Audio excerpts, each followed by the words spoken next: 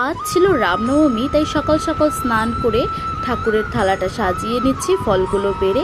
তারপর চলে গেছিলাম ঠাকুর ঘরে, ঠাকুরের ফলগুলো কেটে নিচ্ছিলাম, সুন্দর করে প্লেটে সাজিয়ে নিচ্ছিলাম। ঠাকুর ঘরটা অনেক নোংরাও হয়েছিল, সেগুলো পরিষ্কার করে আবার ঠাকুরকে সন্দেশ দিয়ে সুন্দর করে প্লেটগুলো সাজিয়ে নিচ্ছিলাম। এরপর ঠাকুরের বিগ্রহটি নামিয়ে পরিষ্কার পরিচ্ছন্ন করে নিয়ে বসিয়ে দিলাম, করে ফুলগুলো সাজিয়ে দিলাম।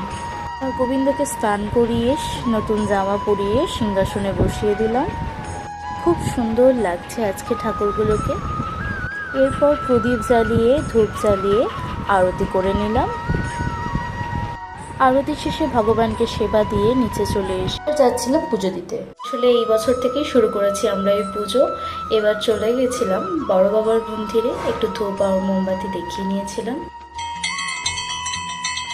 ঘরে এসে খাওয়া দাওয়া করে একটু শুয়ে পড়েছিলাম। তো আজকের ভিডিওটা এতটুকুই।